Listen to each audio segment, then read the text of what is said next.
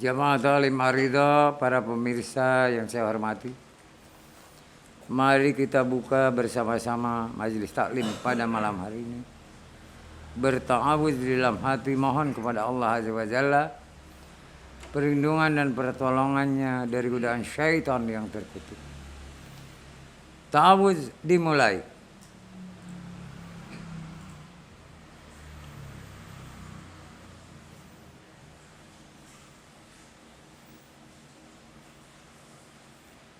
Mari kita zaharkan basmalah. Bismillahirrahmanirrahim. Assalamualaikum warahmatullahi wabarakatuh. Waalaikumsalam warahmatullahi wabarakatuh. Alhamdulillahirabbil alamin. Wassalatu wassalamu ala asyrafil anbiya'i wal mursalin. Wa ala alihi wa sahbihi ajma'in. Asyhadu an la ilaha illallah wahdahu la syarika lah. Wa asyhadu anna Muhammadan abduhu wa rasuluhu la nabiyya ba'da. Allahumma salli ala Muhammad wa ala ali Muhammad. Kama sallaita ala Ibrahim wa ala ali Ibrahim. Wa barik ala Muhammad wa ala ali Muhammad. Kama barakta ala Ibrahim wa ala ali Ibrahim. Fil alamina innaka hamidum majid. Amma ba'd. Qala Allah Ta'ala fil Qur'anil Azim. A'udzu billahi minasy syaithanir rajim. Ya ayyuhalladzina amanu taqullaha haqqa tuqatih wa la tamutunna illa wa antum muslimun. Shadaqallahul azim. Jamaah Ta'lim Ar-Ridha, para pemirsa yang saya hormati dan insya Allah dimuliakan oleh Allah Azza wa Jalla. Amin ya rabbal alamin. Kita selalu berkumpul setiap malam Jumat semata-mata diniatkan hanya untuk beribadah kepadanya, kepada Allah Azza wa Jalla, dan berusaha sekuat tenaga untuk tetap zuhud, tekun menuntut ilmu, supaya apa? Termasuk orang-orang yang beriman.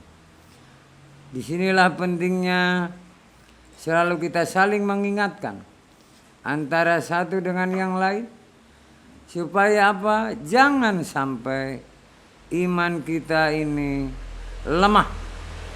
Karena lemahnya iman akan membawa kerugian yang sangat besar. Apa sebabnya? Syaitan akan mudah menggoda kita. Apabila imannya kuat, godaan-godaan syaitan atau sejenisnya, termasuk godaan dari sesama manusia, bisa kita hindari. Maka dari itu, tetap pada satu pendirian bahwa jangan sampai lemah, jangan sampai kendor dalam semangat, tapi kuat tingkatkan supaya setiap malam Jumat kita bisa hadir sesuai dengan jadwal yang sudah tentukan, dan belajar terus sembari mendengarkan nasihat, tausiah, bekal dalam hidup dan kehidupan berdasarkan Al-Quranul Karim. Kita berkumpul di majelis yang dimuliakan ini semata-mata hanya beribadah kepada Allah. Ibadah di sini dalam rangka meningkatkan iman Islam kita, amal-amal kita. Kita serahkan diri kita kepada Allah Azza wa Jalla, lahir dan batin. Mohon kepada Allah bimbingan, tuntunan, perintah, petunjuk, supaya tetap di jalan yang lurus dan benar. Bahkan demi kebesaran nama dan agamamu ya Allah, berikan pula kebesaran-Mu kepada kami ya Allah, sehingga kami dapat benar-benar beribadah hanya untuk-Mu dan bertakwa hanya kepada-Mu. Ya Allah ya Rabb, maafkan dan ampunilah kesalahan dan dosa kami. Begitupun kesalahan dan dosa kedua orang tua kami. Karena hanya Engkaulah Maha Pemaaf dan Maha Pengampun. Kami banyak salah dan banyak dosa. Kami belum tentu bisa menghapusnya. Tapi hanya Engkaulah yang bisa mengampuni. Kami akan berusaha untuk tidak mengulangi lagi perbuatan dosa dan maksiat tersebut. Kami bertobat dengan taubatan nasuha ya Allah ya Rabb. Maka dari itu ya Allah, perkenankanlah permintaan kami, permohonan kami. Ridhoilah kami ya Allah ya Rabb. Ala hadiniya wa kulinatin salih wa salihat. Ila hadratin Nabi Muhammadin Rasulillah sallallahu alaihi wasallam. Wa jiwajihi wa dzurriyyatihi wa ahli baitihi wa kerabatihi wa sahabatihi. Wa min jamil ummati Muhammadin. Minal mu'minina wal mu'minat wal muslimina wal muslimat. Fil ardi masyarik wal maghrib. Wa bil khususan ila arwahi war ruh. Abaina wa ummahatina. Wajadina wajadatina wa khulina wa huladatina wa silsilatina. As'aluka ya Allah bil qabul ala kudratihim. Malaikat Jibril, malaikat Mikail, malaikat Israfil, malaikat Israel. Wa bil malaikatul muqarrabin bi aqwatihim wa qudratihim. Sya'unillahi. Al-Fatihah. A'udzu billahi minasy syaithanir rajim. Bismillahirrahmanirrahim. Alhamdulillahi rabbil alamin. Ar-Rahmanir Rahim. Maliki yaumiddin. Iyyaka na'budu wa iyyaka nasta'in. Ihdinas siratal mustaqim. Siratal ladzina an'amta 'alaihim ghairil maghdubi 'alaihim waladdallin. Rabbighfirli. A'udzu billahi minasy syaithanir rajim. Lillahi ma fis samawati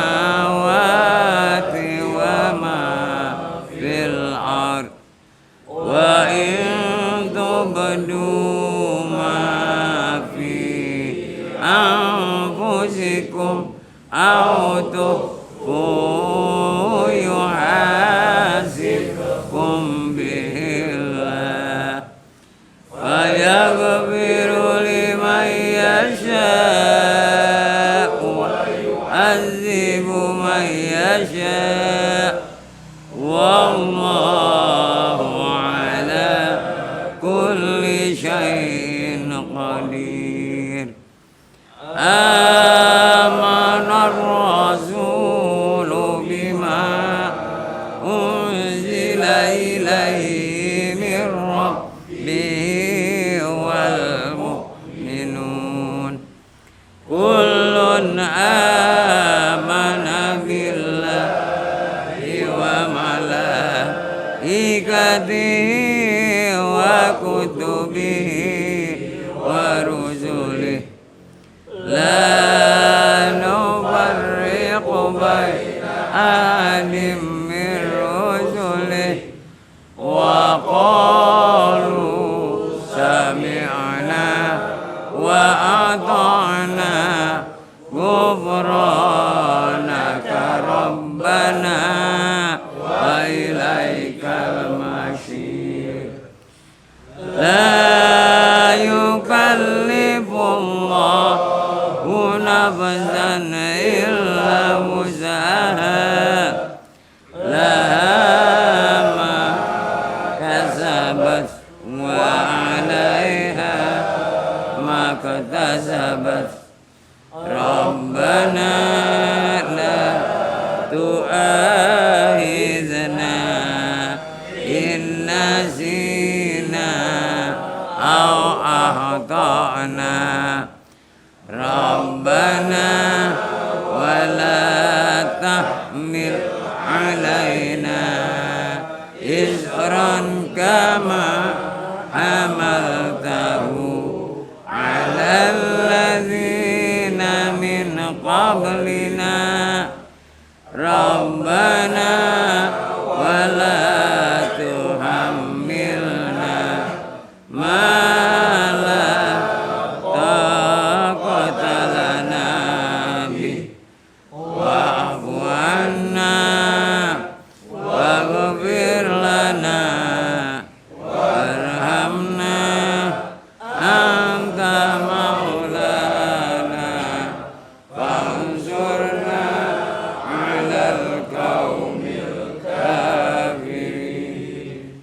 Shadaqallahul azim wa sadaqa rasuluhun nabiyul habibul karim wa nahnu ala dzalika minasy syahidin wasyakirin.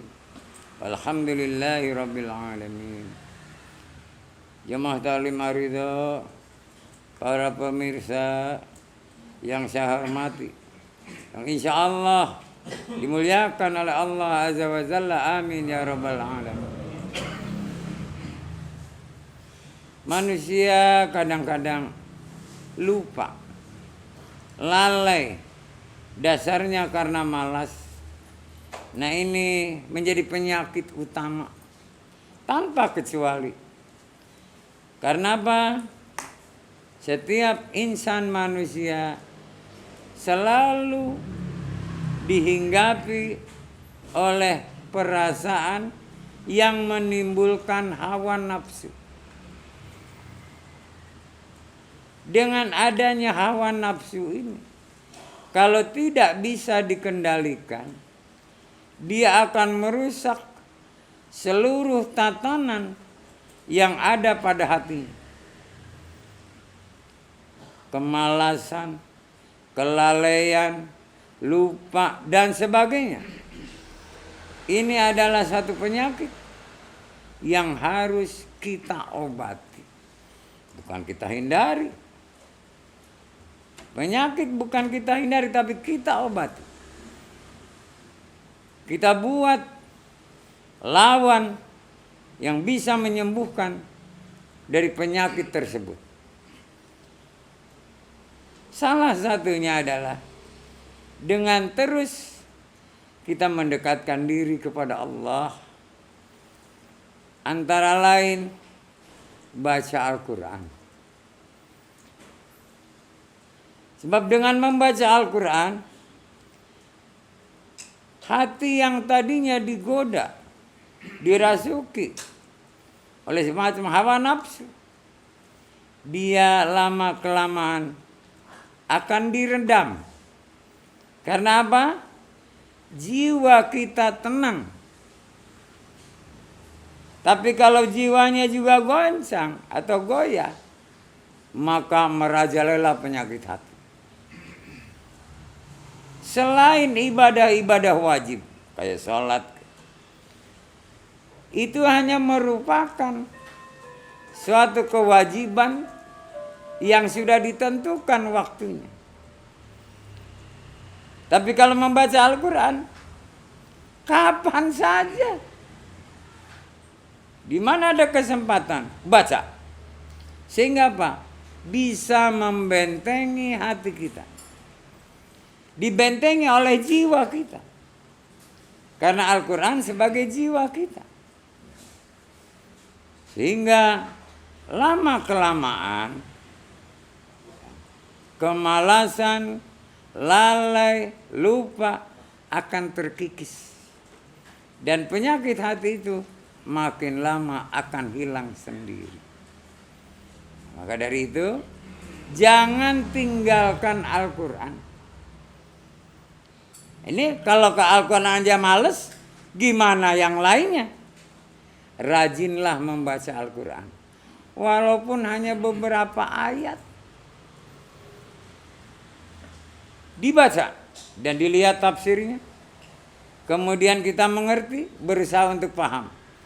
Maka terpatrilah di dalam jiwa kita ketenangan yang akan mengobati hati kita yang akan digoda oleh syaitan.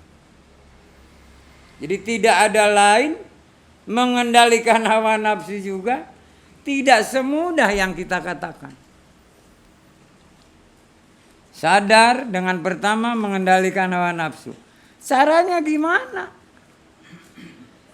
Caranya adalah dengan mendekatkan diri kita kepada Allah, membaca Al-Quran.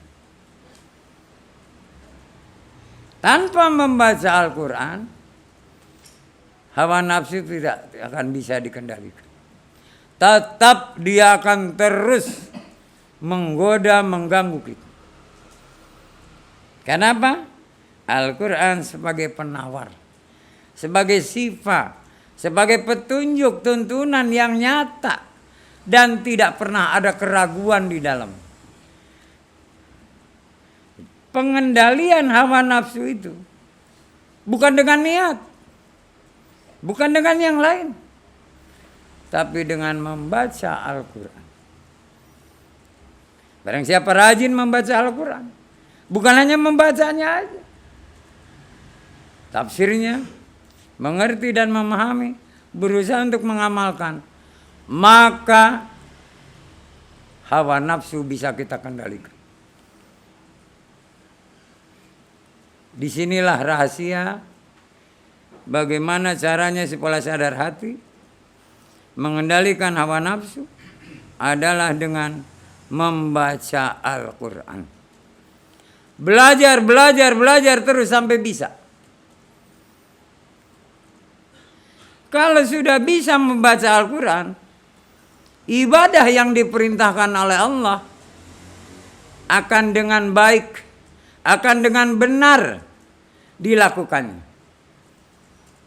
Tapi kalau dengan tidak membaca Al-Quran, hanya berupa hafalan, tidak tahu artinya, maksud dan tujuannya, tetap tidak akan bisa mengendalikan hawa nafsu.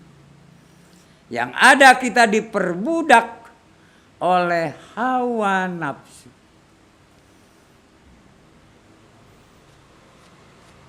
Jadi jangan sampai lalai, malas, lupa, bacalah Al-Quran.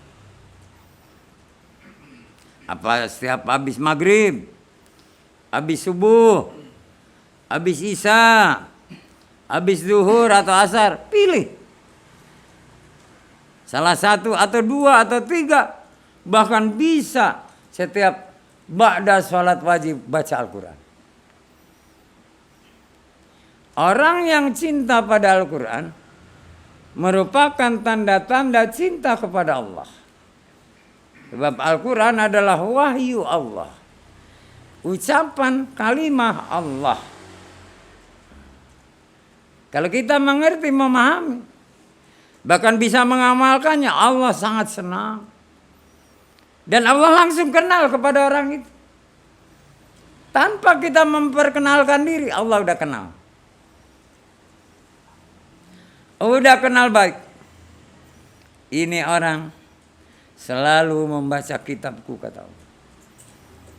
Wahyuku, yang di dalamnya berita gembira dan peringatan. Subhanallah. Nikmatnya orang mencintai Al-Quran melebihi mencintai apapun. Dan semua oleh Allah akan diberikan pertolongan dan perlindungannya. Karena ini termasuk orang-orang yang beriman. Beriman kepada kitabullah. iman yang ketiga dalam rukun iman yang 6. Dan dilaksanakan.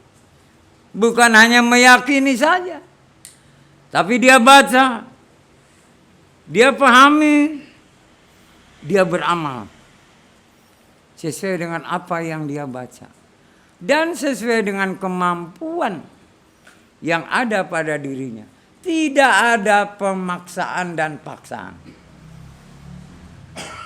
Karena di sini juga dia bisa mengendalikan hawa nafsu. Beramal bukan karena dipaksa, bukan karena paksaan, bukan terpaksa, tapi beramal karena kesadaran dari akal kita setelah memahami Al-Quranul Karim. Sehingga apa? Amal kita tetap tepat sasaran. Tidak salah sasaran. Awalnya memang berat untuk membaca Al-Quran, berat. Lama-lama akan menyenangi, akan menyayangi. Seperti ada sesuatu kekurangan dalam hidupnya kalau belum membaca Al-Quran. Tapi setelah membaca Al-Quran, alangkah bahagianya hati. Begitupun tenang jiwanya. Ini tanda-tanda peningkatan keimanan seseorang. Diawali dari iman kepada kitabullah, bukan sekedar hanya iman begitu saja, tapi dia membacanya. Iman kepada Allah, malaikat Allah. Nah, ini kitabullah. Dibuktikan dengan rajin membaca. Belajar terus sampai bisa. Sampai tajwidnya benar. Namanya orang belajar mesti ada salahnya. Jangan putus asa. Yang sekolah juga tidak langsung dia ini naik kelas dan segala macam, mesti belajar. Kalau dia benar belajarnya pasti naik kelas. Belajar membaca Al-Qurannya terus ditingkatkan sampai benar tajwidnya. Sehingga apa? Kalau dia baca, orang lain yang mendengarkan benar-benar terpesona. Masa mendengarkan lagu terpesona, mendengarkan Al-Quran benci, kan aneh. Harus lebih terpesona. Bahkan ada rasa haru, ada rasa bangga, tergantung dari ayat yang dia baca. Dan selalu terngiang di telinga kita pesan-pesan firman Allah untuk kebahagiaan dunia dan akhirat. Sehingga apa? Hidupnya selalu dituntun oleh ayat-ayat suci Al-Quran. Kenapa saya katakan bahwa Al-Quran merupakan satu benteng atau senjata untuk bisa mengendalikan hawa nafsu? Karena apa? Al-Quran merupakan penawar semua akan dinetralisir setiap ada gejolak pada hati kita apabila mengikuti hawa nafsu. Dinetralisir,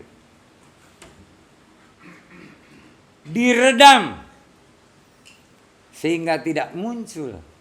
Yang ada adalah keikhlasan dan kesabaran. Orang yang bisa mengendalikan hawa nafsu dengan Al-Quranul Karim sebagai senjatanya, maka hasilnya orang tersebut akan selalu ikhlas dan sabar. Dia selalu mensyukuri nikmat-nikmat Allah. Sekecil apapun dia syukuri. Tidak dia kufur nikmat. Syukur terhadap nikmat. Tidak lepas dari ucapan hamdalah, takbir, tahlil, tahmid dan sebagainya. Itu orang yang cinta Al-Quran. Kenapa baru saya buka? Untuk kita bisa mengendalikan hawa nafsu adalah dengan membaca Al-Quran. Bukan dengan yang lain. Bukan dengan sholat. Bukan dengan amal, zakat atau puasa. Tapi dengan membaca Al-Quran.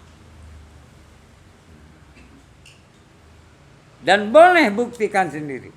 Orang yang tidak bisa membaca Al-Quran, dia akan dikendalikan oleh hawa nafsu. Orang yang sudah bisa baca Al-Quran, ada kendali hawa nafsunya. Tidak lepas binal. Tapi kalau dia sudah benar paham Al-Quran, dia akan bisa mengendalikan hawa nafsu. Yang ada nafsunya adalah nafsul mutmainnah. Jiwa yang tenang, hati yang ikhlas. Luar biasa. Jadi kalau kita ketemu dengan seseorang masih mengikuti hawa nafsunya, udah bisa ditanya, nggak benar Al-Qurannya. Belum tentu qori benar atau qori'ah, belum tentu.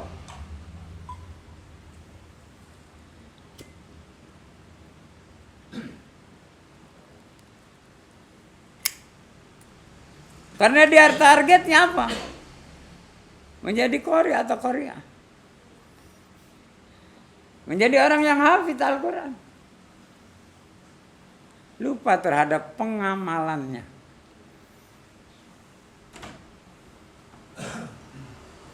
Orang yang bisa membaca Al-Quran, minimal tajwidnya benar, dia akan bisa mengendalikan hawa nafsu.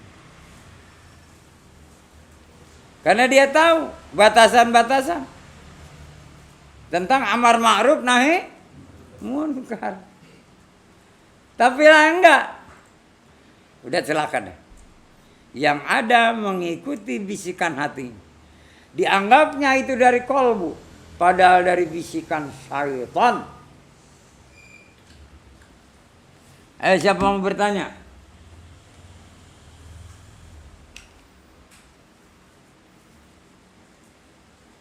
Jadi satu persatu akan saya buka tentang bagaimana dalam sadar hati, yaitu mengendalikan hawa nafsu, adalah dengan cara membaca Al-Quran.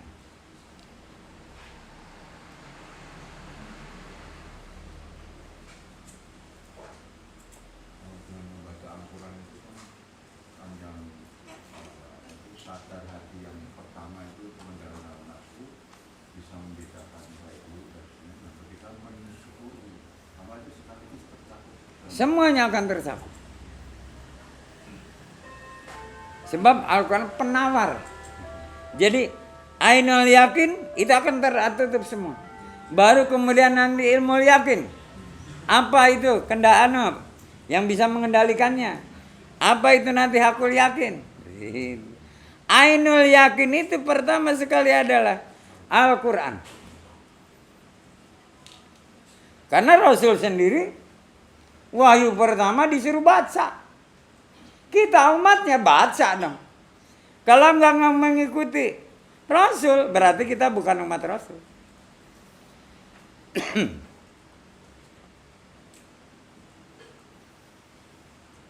Tapi jangan dengan nafsu baca Al-Quran. Jangan dengan males. Jangan dengan santai. Tapi dengan zuhud, tekun. Gunakan ilmu bacaan dan akal. Makanya disuruh tartil.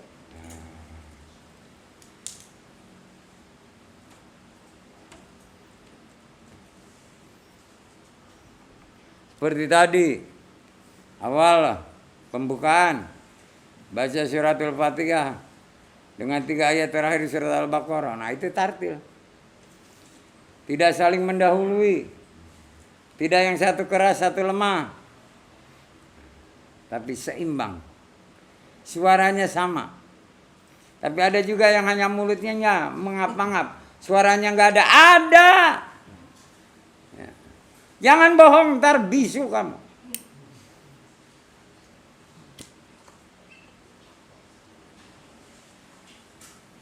Sebab jujur pada diri sendiri, jujur pada orang lain, jujur kepada Allah, syarat utama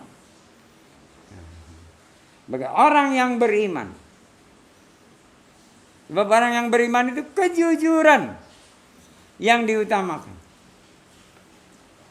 Ayo siapa mau bertanya?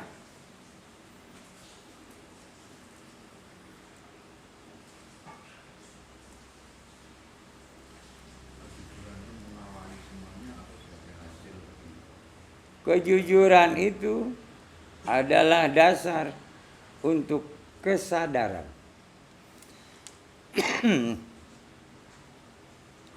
Orang yang bohong gak akan pernah sadar. Tapi orang yang jujur akan sadar. Bertobat, jujur dia. Mengakui kesalahan, jujur. Tapi kalau pembohong enggak. Selamanya akan bohong. Dan dari kejujuran itu, semua akan bisa sadar. Sadar hati, sadar akal, dan sadar jiwa didasari oleh kejujuran. Setelah sadar, baru kemudian ditingkatkan kepada kesucian. Itu nanti. Sekarang lagi bicara dulu tentang bagaimana mengendalikan hawa nafsu dengan membaca Al-Quran. Itu nanti terus berantai. Dan tidak terputus rantai.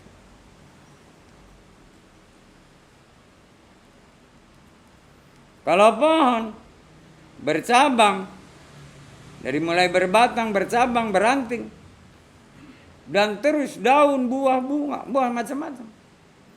Tergantung dari nilai ibadah yang kita kerjakan. Nilainya ya, bukan banyaknya, tapi nilai ibadahnya. Ada orang yang rajin dari sholat tahajudnya, sholat malam, rawatib, kemudian sholat apa itu lagi?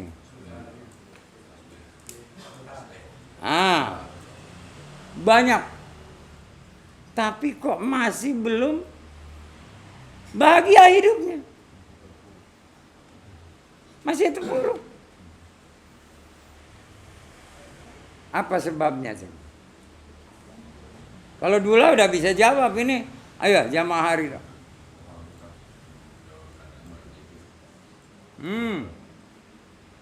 Ayo. Seperti beramal tidak tepat sasaran. Iya seperti itu.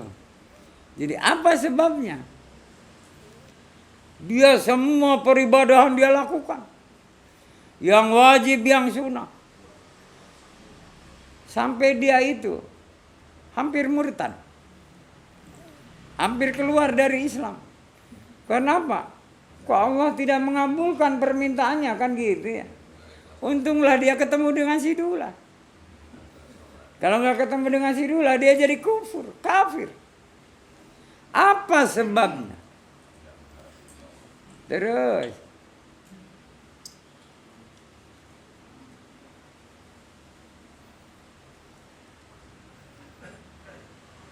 karena tidak bisa baca Al-Quran.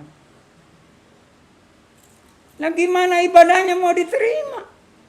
Kalau semua yang dia ini kan hafalan.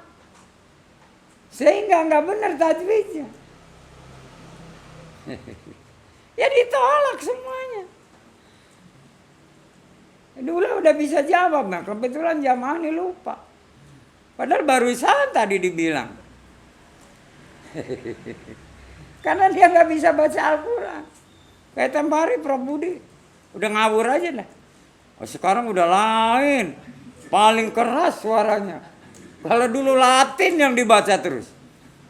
Karena ingin bisa, ada kemauan, ditingkatkan sampai akhirnya kenikmatan yang ada, subhanallah. Tidak sia-sia sisa umurnya. Subhanallah. Itu salah satu contoh. Di depan mata kita sendiri. Dan Anda juga jadi saksinya. Apa pernah saya tegur? Enggak. Orang udah ada semangat. Tinggal dia sampai bisa. Nanti kapan? Ternyata akhirnya bisa. Itu kalau suruh cerita bikin buku. Berapa jilid? Masya Allah. Dari mulai buta Al-Quran sampai sekarang jadi kesatria Al-Quran. Bukan lawannya buta itu kan kesatria ya. Subhanallah. Tanya kenikmatan luar biasa. Bahkan kalau ada orang salah membaca, gitu.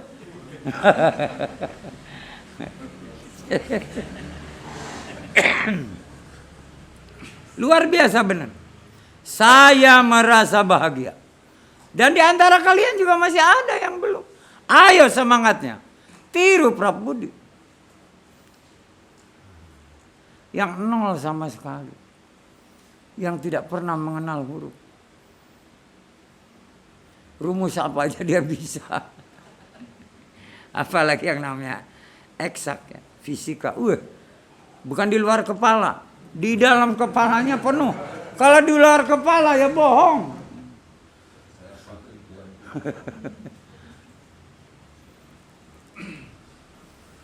Nah inilah keutamaan yang Allah berikan kepada yang mencintai Al-Quran. Allah juga mencintai. Umur bisa ditambah. Ajal mah gak ada yang tahu. Hak Allah. Tapi umurnya bisa ditambah. Habis operasi maksimum 4 tahun. Udah berapa tahun sampai sekarang? Karena apa? Al-Quran. Syifa. Penawar. Luar biasa. Nah disinilah pentingnya. Untuk mengendalikan hawa nafsu. Adalah Al-Quran. Ibadah-ibadah kita. Amal kita kalau ingin diterima oleh Allah. Kenali Al-Quran. Kalau udah kenal Al-Quran, malah cinta Al-Quran, engkau akan dikenal oleh Allah dan dicintai oleh Allah. Kan enak.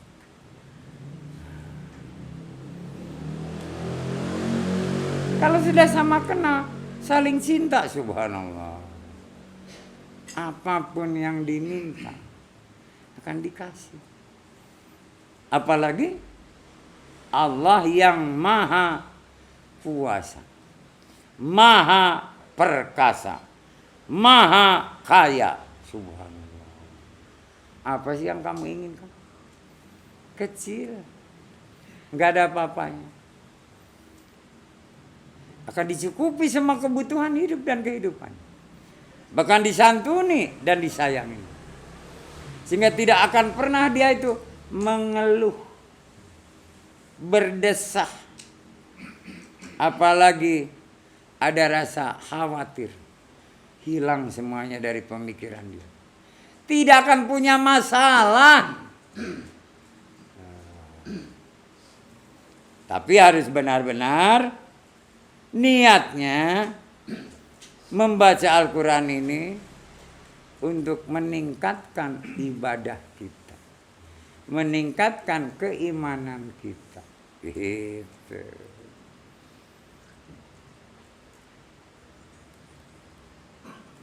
Ayo siapa mau bertanya? Kalau di kampung TV itu kan ada newsnya, nggak ada satu. Kalau dicabut roh, Al-Quran itu kan jadi penawar. Insya Allah Rasulullah sudah bersabda kepada malaikat Israel, mohon kepada Allah, jangan sampai umatku menderita sakit waktu dicabut roh. Ya. Biarlah aku yang menanggung dan merasakannya. Umatku lancar-lancar saja. Tapi kalau bukan umatnya masa bodoh ya. Jadi umatnya Rasul itu dijamin oleh Rasul. Dicabut nyawanya enak. Seperti dicabut gigi kalau dibius lebih dahulu. Ya. Itu. Bahkan ada yang senyum. Dicabut nyawanya senyum. Ya. Ada yang malah mengucap kalimat tauhid. Ada yang bertakbir. Ada yang bertahlil. Berarti tidak merasakan sakit. Oh ya. Itulah doa Rasul kepada umat. Sehingga perhatikan benar-benar wasiat Rasul. As-salah, as-salah, as-salah. Ummati, ummati, ummati. An-nisa, an-nisa, an-nisa. Wasiat beliau itu terangkum dalam hidup dan kehidupan umatnya. Bukan umat manusia ya. Umatnya. Tidak akan ada yang menderita. Penderitaannya udah diambil oleh beliau. Tapi umatnya. Bukan umatnya ya lain. Mau jadi umat Rasul? Pinter kalau mau. Maka tolong tingkatkan kecintaan kita kepada Al-Quran. Sebab Rasul sendiri perintah pertama membaca Al-Quran surat Al-Alaq, Iqra, suruh baca.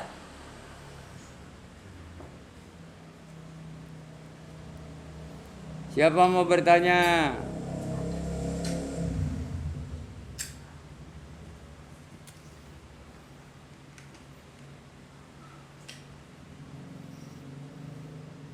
Ayo siapa mau bertanya? Ini baru satu langkah tentang pengendalian hawa nafsu. Ayo siapa mau bertanya?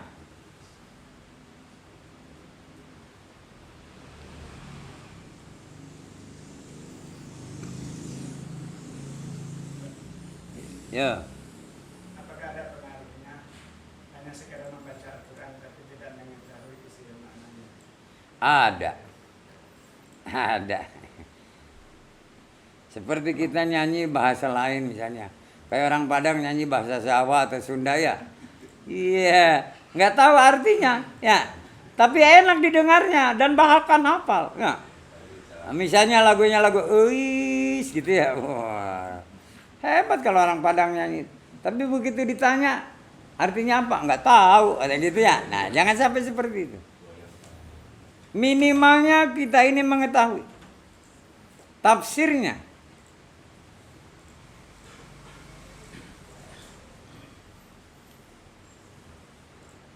Sekarang enak udah. Al-Quran disertai dengan tafsir. Dengan penjelasan-penjelasannya. Apalagi tafsir Ibnu Katsir. Luar biasa. Sangat mendalam.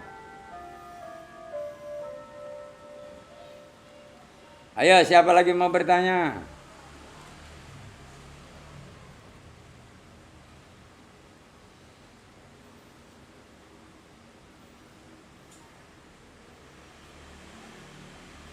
Jadi dalam bertawud juga kita akan tahu artinya. Ya Allah, hanya kepadamu kami berlindung dari godaan syaitan. A'udzu billahi minasy syaitonir rajim. Jadi sesuai dengan permintaan kita. Oh ya. Ta'budnya yang benar. Apalagi di dalam hati, subhanallah. Dengan basmalah mengatasnamakan Allah, diri kita ini sebagai khalifah di muka bumi. Bismillahirrahmanirrahim. Tunjukkan. Jangan bismillahirrahmanirrahim.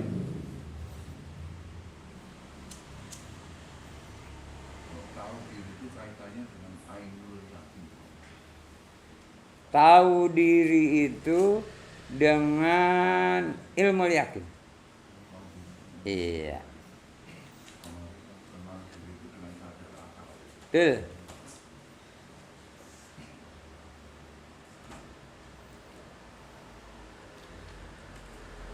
Jadi orang yang tahu diri itu dia sudah ilmu yakin.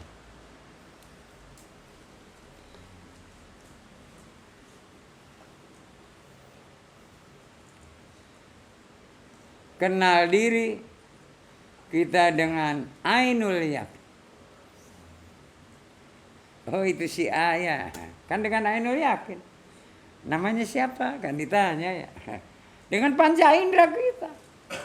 Ainul. Kalau ilmu tahu penempatan diri kita di mana. Posisi kita di mana.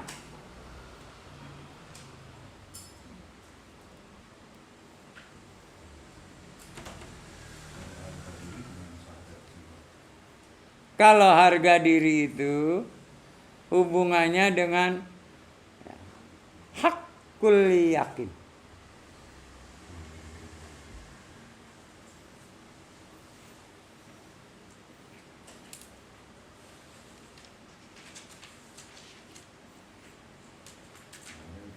Jati diri dengan kesadaran akal. Kalau mawas diri dengan kesadaran jiwa.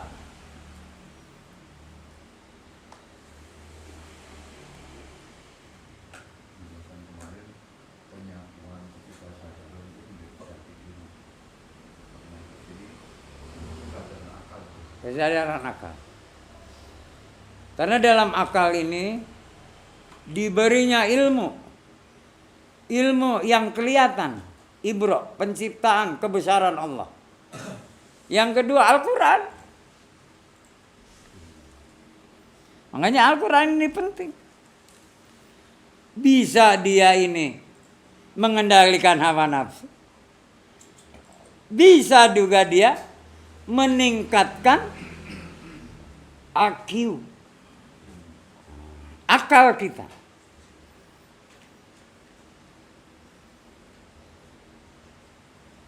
Sehingga kita mempunyai di situ jati diri.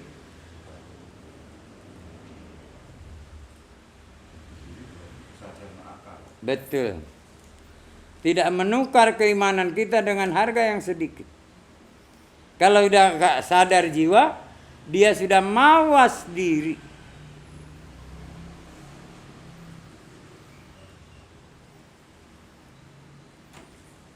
Makanya saya ulang terus dari awal, dari A, B, C, D. Supaya apa? Penempatannya jangan rancu. Sebab yang paling berat ini sadar hati. Ada melalui ainul yakin, ilmu yakin, aku yakin. Karena awal dari segala apa saja tentang kehidupan manusia ini tergantung hatinya.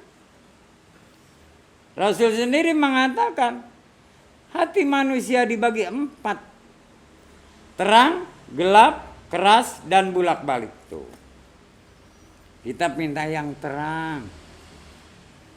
Yang mendapatkan cahaya dari Allah. Nurullah.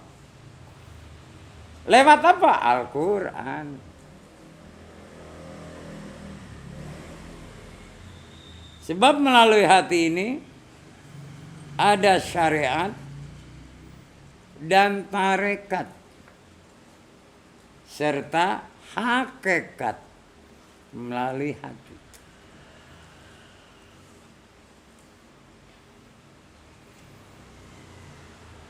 Melalui akal akan mendapatkan ma'rifah. Makanya selalu dicantumkan di dalam beberapa ayat, terutama orang yang takwa, ya ulil albab.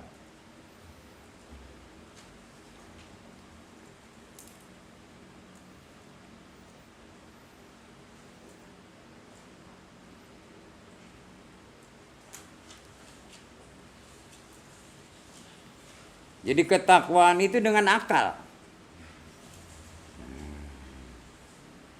Fatajawadu fa inna khairaz zadi taqwa. Fattaquni ya ulil albab. Dengan akal, kesadaran akal, baru akan mendapatkan ma'rifatullah. Dia termasuk orang yang bertakwa, kekasih Allah, syafaat Allah.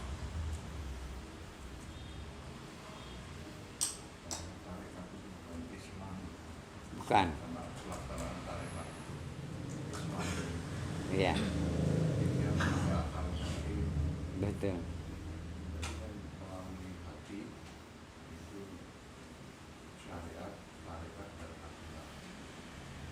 Iya. Syariat di sini adalah niat. Syariat itu dari niat. Iya.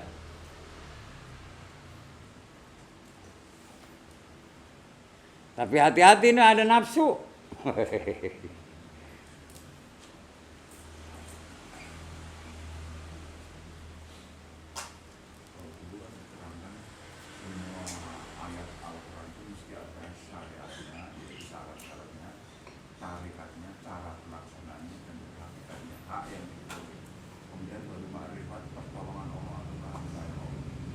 Jadi orang kalau baca Al-Quran sudah kepada hakikat, dia berarti sudah benar tajwidnya. Tidak hanya baca saja, tidak hanya hafal saja, tidak hanya ngerti saja, tapi sudah paham benar.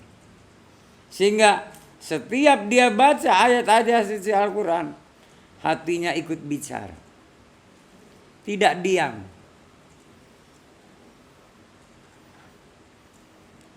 Terutama seperti kita dalam sholat, membaca suratul Fatihah, mulut hati-hati mengikuti arti maksudnya.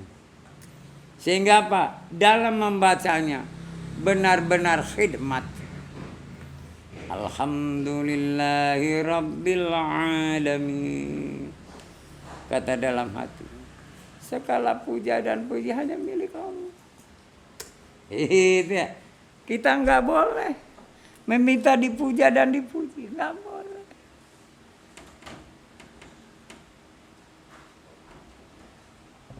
Dan seterusnya.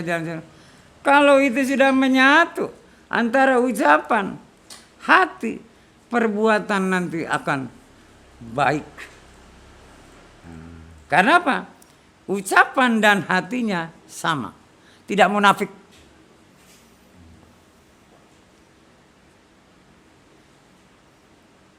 Kemunafikan adalah sangat-sangat samar. Bisa dibilang gaib. Karena nggak tahu kita orang ini munafik apa enggak. Gue nggak munafik, apa benar gitu ya. Jadi gaib munafik itu.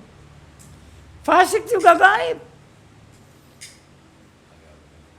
Tapi kalau kafir nyata. Tapi fasik dan munafik itu gaib. Tapi kafir dan musyrik itu nyata.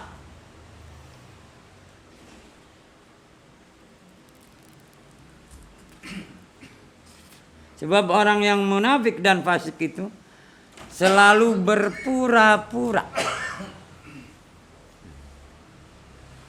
dengan orang yang beriman, pura-pura beriman, padahal hatinya enggak. Begitu ketemu lagi dengan golongannya, dia akan bicara, aku bohongi itu mereka, aku hanya berpura-pura. Subhanallah, itu orang munafik.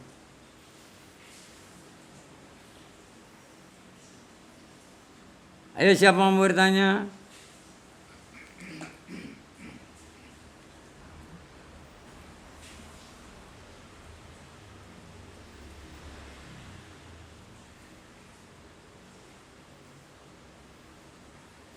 Si Dullah setelah 3 hari dia mengamalkan ilmu yang didapat, dan kebetulan atas pemerintahan jamaah dia sampaikan semua. Mereka terkesan dan ingin terus. Tapi si Dullah bilang, insya Allah lain hari, lain waktu, apabila saya diperkenankan kembali untuk mengamalkan ilmu saya oleh guru-guru saya tidak akan lari kemana-mana. Saya akan ke majelis yang ada di sini. Senang semua. Pada ngasih hadiah. Ada yang kopiah, ada yang kain sarung, ada baju koko, ada juga celana dalam dan kaos dalam. Karena dia juga perlu kaos dalam, celana dalam. Ada yang ngasih uang. Karena hadiah diterima oleh sini. Bukan sedekah, bukan amal. Malah kalau ada ngasih hadiah mobil diterima. Cuman gak ada yang ngasih hadiah mobil. Ada ibu-ibu mesem aja.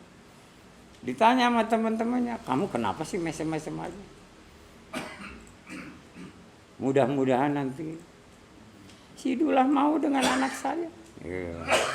Karena Dullah masih lama itu katanya belajarnya. Baru guru kedua. Sedangkan gurunya ada 10. Anak saya masih lagi sekolah. Gitu. Pas dia selesai nanti, si Dullah udah jadi. Barangkali dia mau, aku kasih hadiah anakku. Gitu ya. Dan kebetulan anaknya cantik juga. Sama enggaknya dengan yang dulu di kampungnya ini. Wallahu alam. Cuman yang dibilang cantik itu ya memang cantik. Kalau yang di kampungnya itu udah hak si gondrong dah. Karena dia mau ke sana. Ya. Tapi belum berangkat. Dia masih munajat kepada Allah Azza wa Jalla.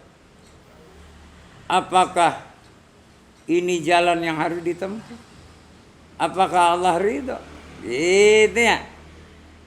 Alamatnya udah ditulis semua kiai itu. Dan dia akan mendekati kiai itu. Akan menggantikan kiai itu untuk memberikan pelajaran kepada murid-muridnya. Karena kiainya udah sepuh.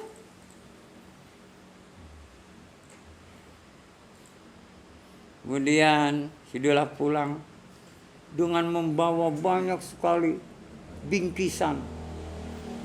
Gurunya bengong. Dullah, kamu habis berniaga dagang, bukannya dakwah. Dullah senyum. Guru,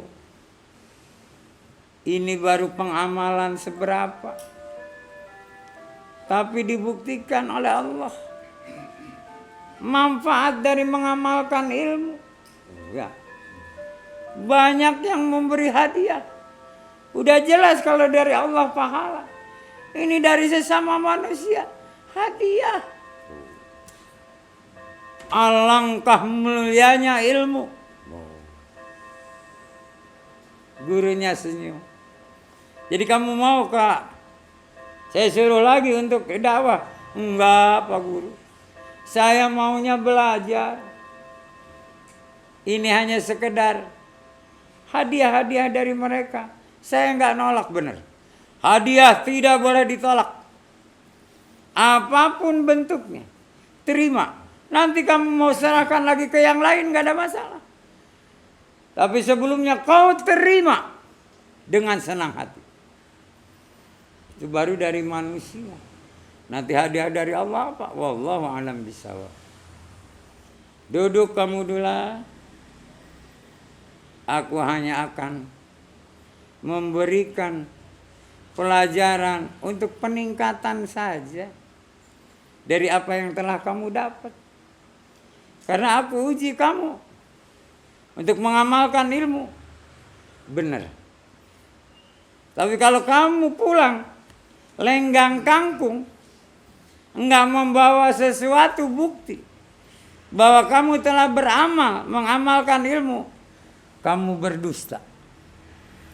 Dengan kau banyak membawa hadiah, engkau telah benar mengamalkan ilmu. Gitu. Hiduplah dia. Kenapa aku nggak terima aja semuanya ya? Gitu. Ini salah satu contoh dalam hidup dan kehidupan. Kalau dalam beramal tepat sasaran, maka timbal baliknya hadiah akan dia dapat. Yang pasti Allah memberikan pahala. Duduk dia bersila. Pak Guru, ini mungkin ada yang cukup untuk Pak Guru. Sebab kopiah banyak sekali yang saya terima. Nomornya beda-beda. Mereka nggak tahu nomor kepala saya berapa. Ada yang gede. Kain sarung juga banyak ini. Baju koko juga banyak. Oh enggak. Enggak dulu. Aku tidak minta apapun kepadamu. Kau mau ngasih hadiah kepada siapa terserah. Tapi aku tidak minta sedikit. Kamu pilih-pilih aja. Yang cukup untuk kamu, ambil. Yang kebesaran ini lihat siapa. Tapi jangan kau hadiahi gurumu. Berikan orang lain. Itu ya. Guru nggak memerlukan hadiah. Kenapa guru nggak perlu hadiah?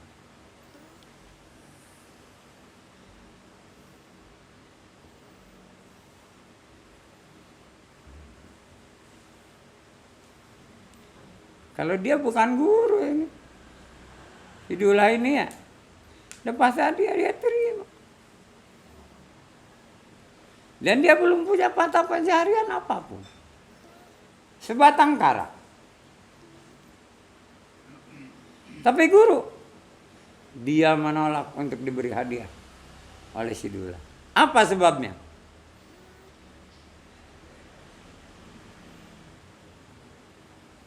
Satu saat Anda jadi guru. Ada murid yang ngasih hadiah. Jangan kau terima. Itu ya. Kenapa?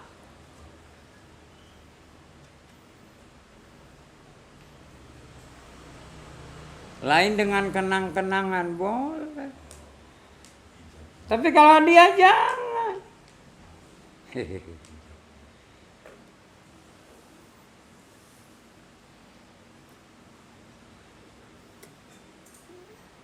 Kenapa gurunya nggak mau dikasih hadiah?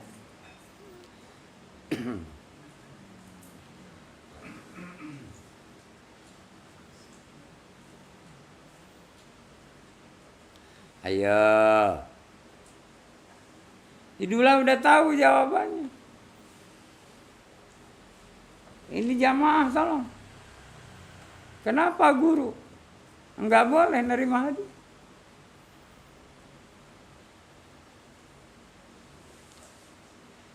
Pejabat juga kenapa enggak boleh nerima hadiah? Gravitasi ya.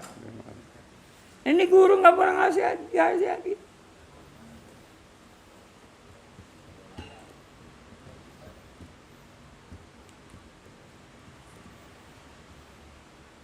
Apalagi ini guru tentang fikih dan tauhid. Al-Quranul Karim. Jadi kita harus tahu. Karena saya juga dulu Waktu belajar pada kiai-kiai, dia pertama sekali melarang. Kau jangan sekali-kali memberikan hadiah kepada. Maka putuslah pahala nanti dari Allah untuk. Karena aku mengharapkan hadiah dari murid-murid. Kan gitu ya.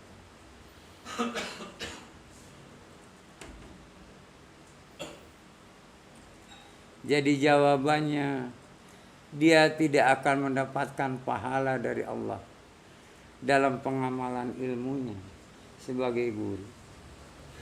Lain kalau guru di sekolah, di madrasah, perguruan tinggi, itu lain, ada gaji, pendapatan tetap. Tapi kalau gaya guru-guru begini, dia punya fondasi sosial ekonomi yang kuat. Bahkan dia memberi hadiah kepada muridnya yang kebetulan dia ini cerdas. Gitu. Wajib guru itu memberi hadiah kepada murid. Bukan guru diberi hadiah. Guru yang memberi hadiah.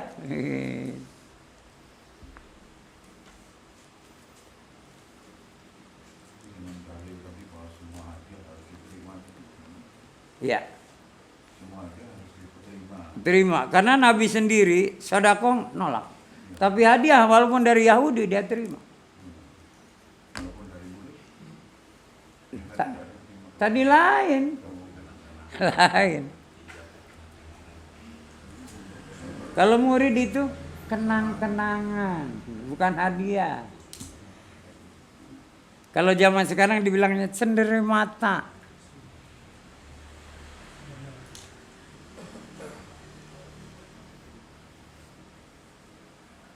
Tapi nggak boleh yang berlebihan. Pak Guru, ada apa? Mau nggak saya kasih hadiah? Waduh jangan. Aduh tante saya cakep banget Guru. Nah, jangan. Ya.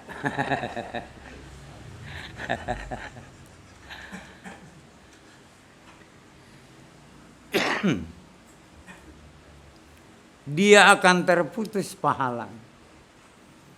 Dan seorang guru dalam ilmu Al-Quran, baik dia mengajarkan tauhid maupun fikih, itu harus kuat fondasi sosial dan ekonomi. Sehingga hidupnya tidak tergantung dari pemberian para murid-murid. Lain lagi dengan yang di sekolah, itu udah ada jaminan gaji. Yang di luar itu, apalagi dia mencari donatur, wah udah celaka deh. Beramal tapi dia mencari donatur, udah nggak benar. Berarti dia fondasinya belum kuat. Jangan dulu beramal, kuatkan dulu fondasimu. Jadi ada yang jadi amil zakat. Orang nggak punya ya habis sama dia. Ya, amil terus. Akhirnya dari amil ambil gitu.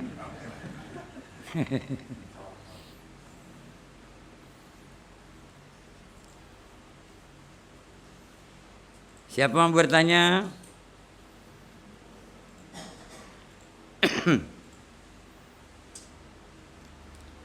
Si Dula kemudian bertanya, wahai guru, apa lagi yang harus saya pelajari yang guru berikan kepada saya setelah saya disuruh mengamalkan ilmu dengan berdakwah? Gurunya hanya senyum. Kamu sekarang sudah punya bekal. Saya nggak mau nanya berapa bekalmu, uangmu. Tapi pakaianmu sudah cukup untuk ganti-ganti. Tidak hanya itu saja yang kau pakai. 3 hari ganti, 3 hari ganti. Itu lagi. Sekarang udah banyak ganti.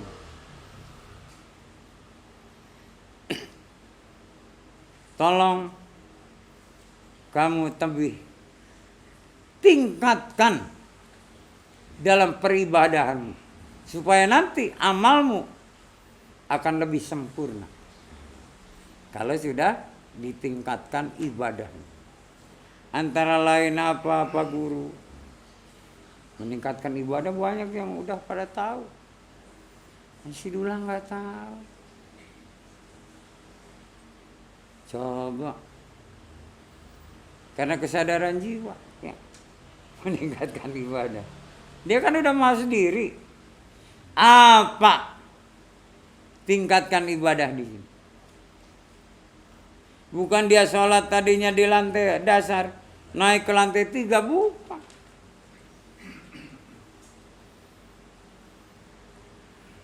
Ayo.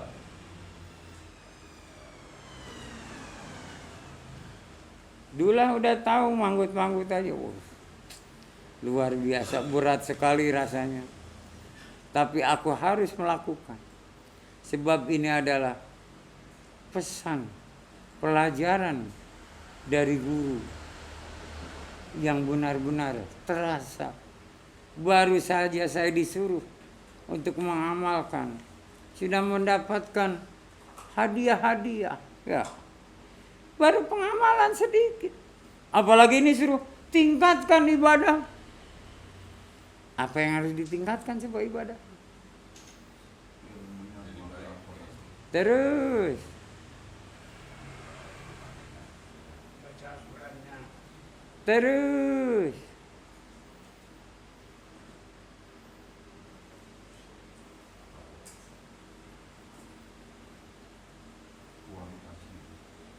memang kualitasnya harus ditingkatkan. Jadi bagaimana? Dari baik menjadi tumanina, menjadi benar menjadi khusyuk. Terus hampir. Hampir,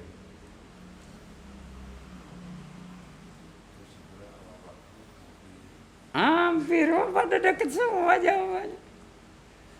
Hanya mengaruh di Allah. Ayo.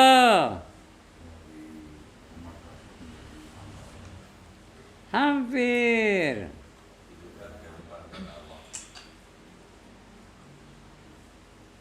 Ingat ya Dula, kamu dengan meningkatkan ibadah, kamu harus lebih taat lagi kepada Allah dan Rasulnya.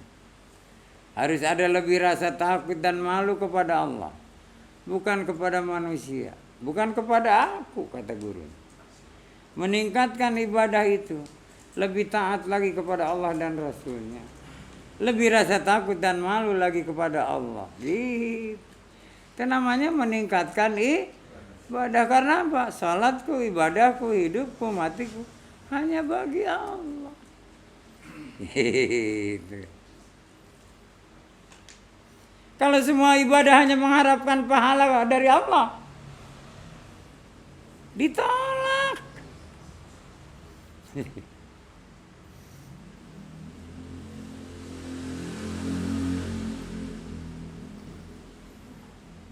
Tapi rasa taat pada Allah dan Rasulnya tingkatkan, sehingga dia tidak mengejar target. Ya. Aku sekarang udah tumanina. Habis tumanina nih harus benar. Harus habis benar, harus khusyuk. Emang bisa dihitung begitu? Belum tentu ya.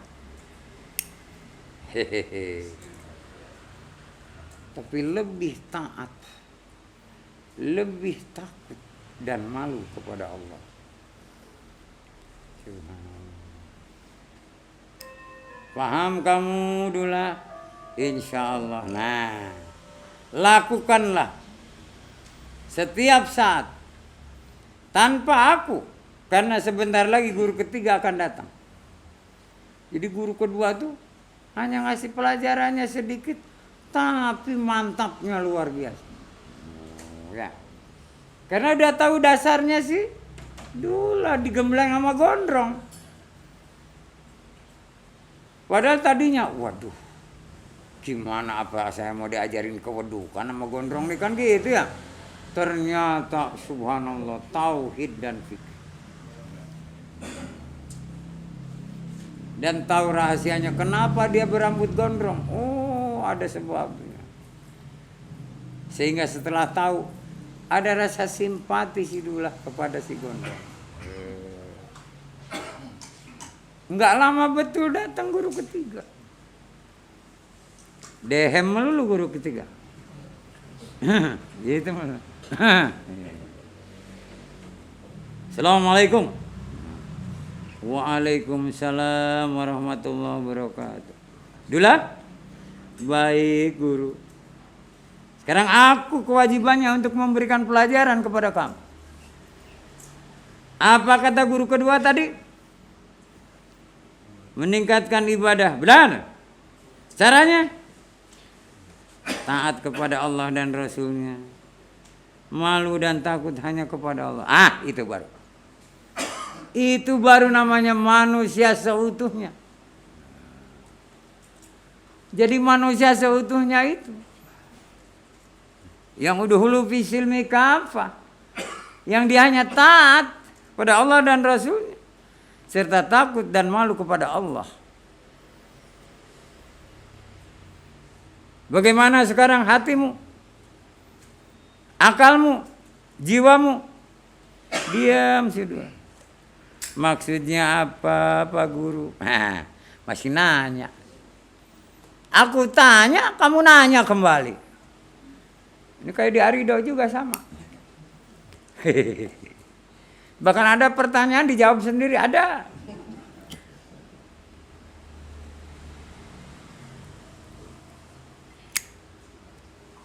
Kenapa harus demikian?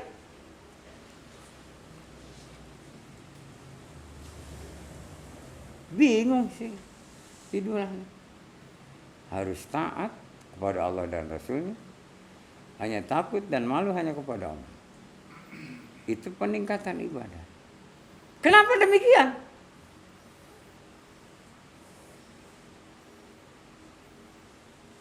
Bingung. Waduh, ini berat banget katanya guru yang ketiga ini. Tadi udah jawabannya benar, kenapa malah ditanya? Benar itu jawabannya, cuman kenapa? Kamu harus takut dan malu hanya kepada Allah. Taat kepada Allah dan Rasulnya. Kenapa? Dan itu yang menyebabkan bisa meningkatkan ibadah.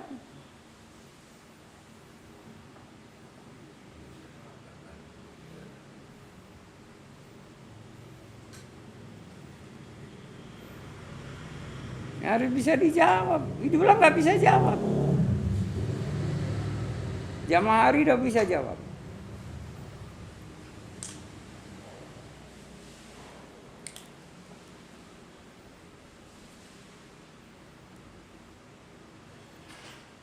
Ingat dulu, kita diciptakan, termasuk juga jin. Tidak lain semata-mata hanya untuk ibadah kepadanya. Kan gitu ya dulu, benar Pak Kiai, Pak Guru. Kita harus tingkatkan dengan cara taat kepada Allah dan Rasulnya, takut dan malu hanya kepada Allah. Ini kenapa?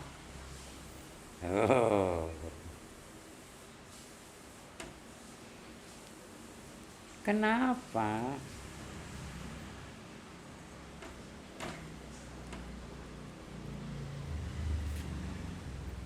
Kalau engkau bisa menjawab,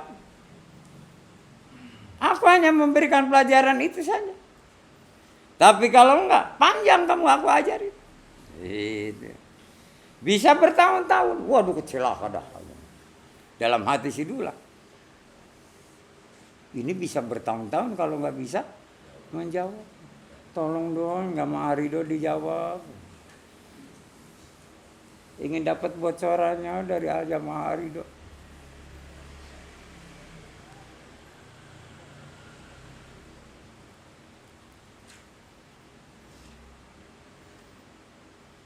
Aku akan berikan jawaban, kata gurunya. Tapi kamu akan mendapatkan lama pelajaran dari.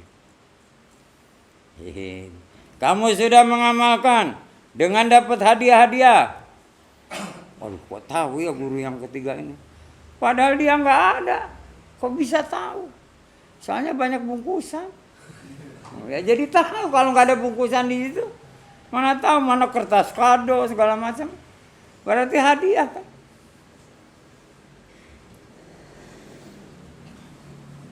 Dan wajar kamu mendapat hadiah. Tapi kalau aku sebagai gurumu tidak perlu hadiah. Allah sudah menjanjikan kepadaku. Gitu ya. Tapi kalau kenang-kenangan, sendiri mata, boleh. Tapi bukan menyusahkan kamu. Gitu.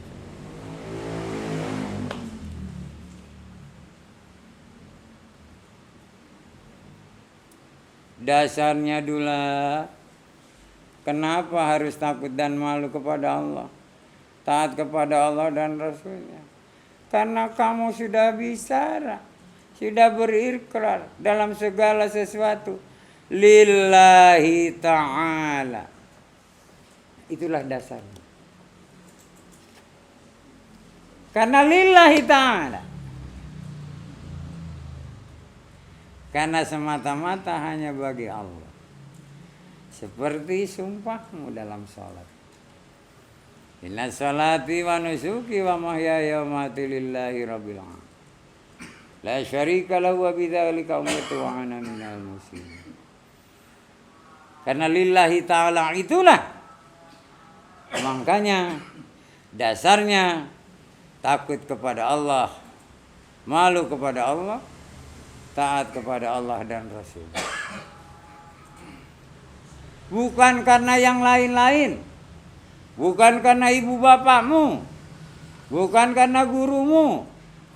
Tapi semuanya karena Allah.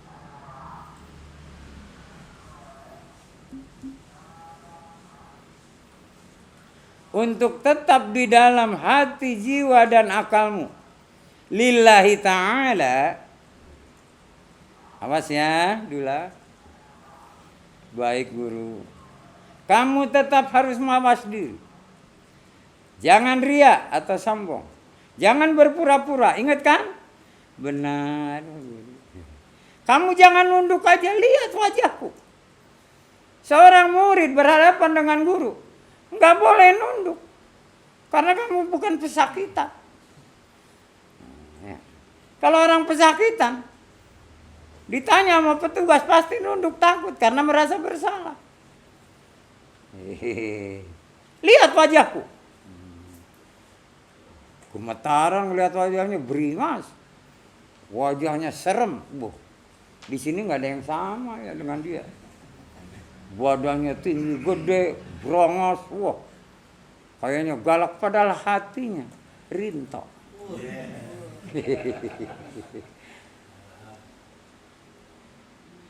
Badan Rambo.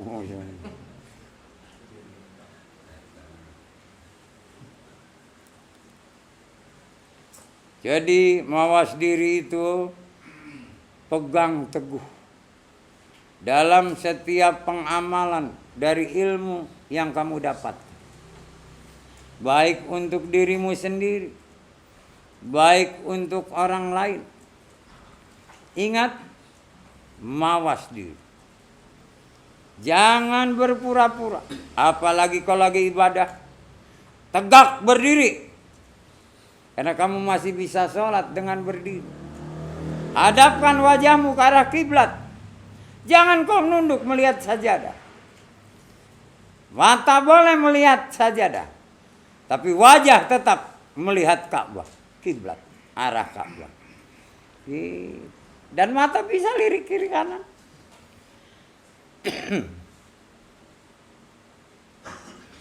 Baik, itu adalah salah satu. Supaya kita tidak boleh berpura-pura.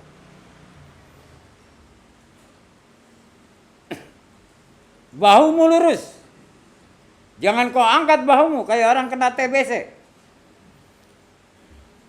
Bersidakap, tangan yang benar. Lihat kayak orang yang meninggal. Sidakapnya. Bahu juga tidak ngangkat. Orang udah mati. Jangan ditaruh di perut.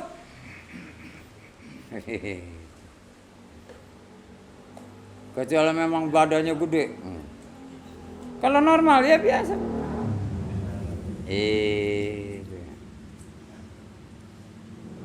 Baik Pak Guru. Dan ingat, kamu harus tetap menjaga lisan. Karena kamu udah mawas diri. Lisan itu adalah yang pertama sekali dinilai dalam amal kita.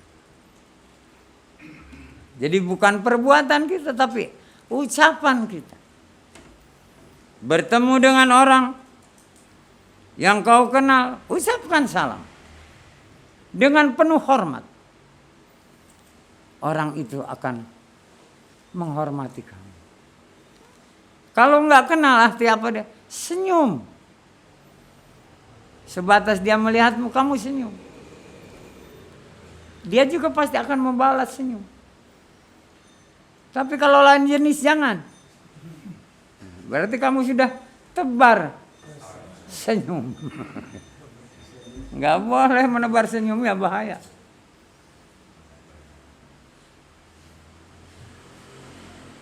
Baik Pak Guru.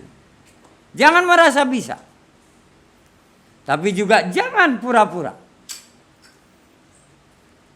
Ucapkan kalau mampu, mampu. Kalau belum mampu, belum. Jangan tidak mampu. Belum mampu. Itulah orang yang benar-benar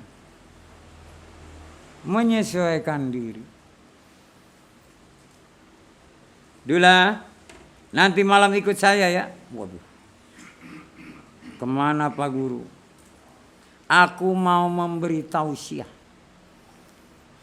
di keluargaku. Karena ada yang habis meninggal. Nanti dengarkan. Itu pelajaran buat kamu. Apa yang aku berikan. Baik. Kapan Pak Guru? Ba'da Isya. Mereka akan berkumpul. Akan berkumpul. Dan persis malam ketiga. Malam pertama aku datang. Aku gembirakan yang ditinggal. Malam kedua aku bawakan makanan dan minuman apa yang dia butuhkan. Supaya nggak susah. Malam ketiga ini aku akan beri nasihat. Gitu. Jangan merepotkan yang baru ditinggal oleh keluarganya. Baik Pak Guru. Saya pakai apa Pak Guru? Nah, kamu pakai baju koko, pakai kain sarung, pakai kopiah. Nanti berjalan di sampingku ya. Jangan di belakangku. Di sampingku. Jangan kau berjalan di belakangku. Tapi di samping. Terserah. Mau sebelah kiri, mau sebelah kanan. Di sampingku. Gitu. Malu Pak Guru. Kamu hanya malu kepada Allah. Jangan malu kepada masyarakat. Pada orang lain. Apalagi kepadaku. Gitu kan. Ini masih siang. Mau istirahat dulu. Gitu ya. Guru yang ketiga ini pulang lebih dahulu. Aku pulang dulu ya. Ntar malam. Ba'da Isya. Aku akan datang. Menjemputmu. Untuk ke keluargaku. Malam datang. Itu jauh. Tempatnya jauh. Enggak ada kendaraan. Si guru itu hanya senyum. Kenapa kamu gelisah? Naik apa Pak Guru? Berjalan di atas kaki. Enggak ada kendaraan. Katanya jauh. Menurut syariat jauh. Tapi kalau kita memahami, tidak ada yang jauh di mata Allah. Semuanya dekat. Diam aja. Dia berserah diri. Enak namanya sih. Dulu anak gue murid. Jalan di belakangnya juga. Dibentak. Dulu di sampingku. Dia bingung kiri apa kanan gitu ya. Kamu jangan kayak tokek, kiri kanan. Udah kamu sebelah mana, ayo. Sebelah kiri aja ya Pak Guru. Boleh. Udah jalan, ayo berdampingan. Di satu batas kampung. Guru diam, berhenti. Dula juga berhenti. Ada apa Pak Guru berhenti? Diam ya. Kamu berdoa saja kepada Allah. Aku juga berdoa. Mohon pertolongan Allah. Kasihan di sana. Orang sudah menunggu. Kita udah agak lama nih berjalan. Tapi masih jauh. Jangan-jangan nanti kita sampai ke sana bubar. Iya Pak Guru. Nah, pejamkan matamu. Aku pegang tanganmu, diam. Kalau aku tarik tanganmu, kamu boleh buka matamu. Gitu. Nah gurunya ini udah ilmunya tinggi. Dia udah bersahabat dengan malaikatul muqarrabi. Bukan pakai khodam, bukan. Pertolongan Allah melalui para malaikat. Dia baca doanya. Tiba-tiba ada udara sejuk. Itu lagi diterbangkan. Atau ditarik tangannya. Udah di depan rumah. Di halaman yang dituju. Kaget. Pak Guru udah nyampe. Alhamdulillah. Jangan nanya. Oh. Ikuti dulu aku. Nanti pulang baru aku jelaskan. Gitu. Wah. Hatinya si Dula berkecamuk. Aduh, ilmunya apa ini guru ya? Orang kalau yang udah mafhum, apa aja bisa. Karena sudah bersahabat bukan hanya kenal. Dengan para malaikatul muqarrab. Diangkat aja udah nyampe. Kemana aja bisa. Enggak naik buruk, enggak. Apalagi Garuda, enggak. Begitu ini uluk salam. Assalamualaikum. Kaget semua. Tahu-tahu udah ada di depan pintu. Waalaikumsalam. Aduh kirain enggak datang katanya Pak Kiai. Aku menepati janji cuman agak lama sedikit. Kalian apa yang udah dikerjakan? Sudah baca surat Yasin Pak Kiai, tahlil dan sebagainya sesuai dengan adat kami. Oh, boleh nggak apa-apa. Itu pahala buat kamu semua, bukan untuk orang yang sudah tidak ada.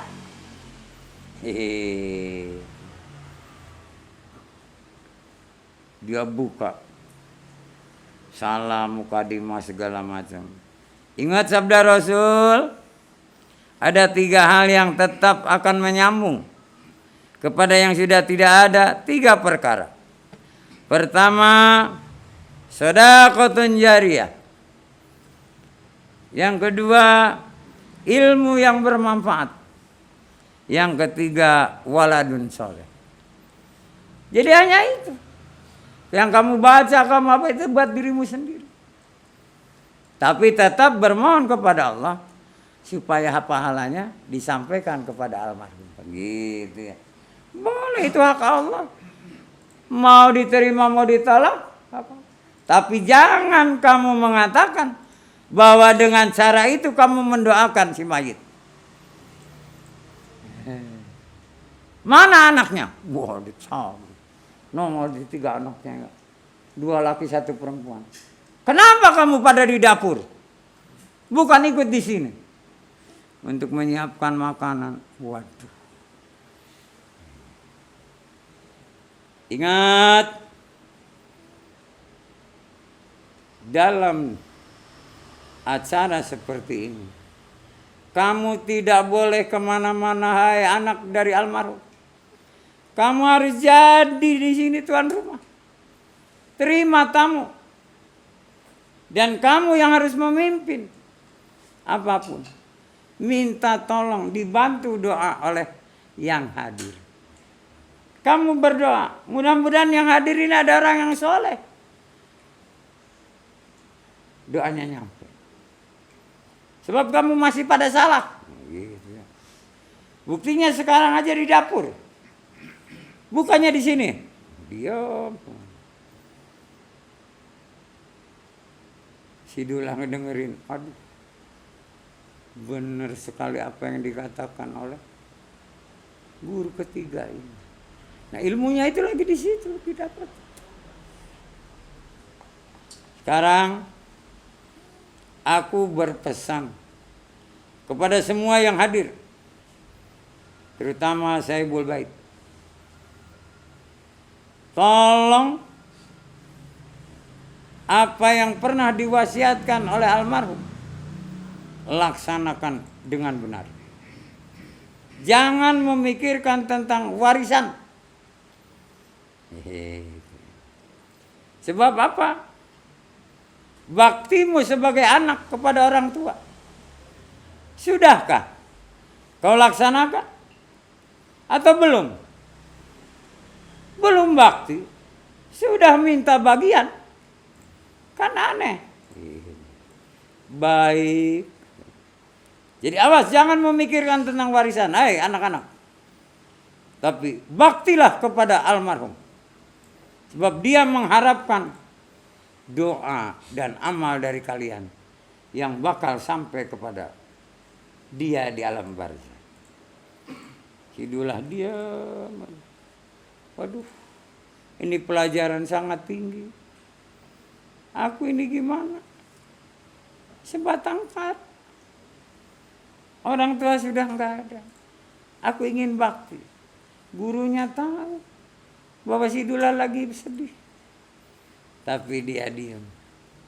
Hanya senyum melihat si Dula. Dula tambah terpukul dengan senyum gurunya.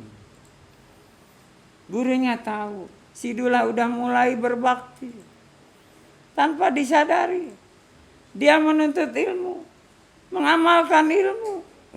Ya. Anak yang soleh. Doanya dikabul. Cuman enggak ngomong begitu gurunya. Hanya senyum. Cuman si Dula belum sampai alam pikirannya ke sana. Dia hanya sedih. Saya ingin bakti kepada kedua orang tuaku. Tapi dia udah enggak ada.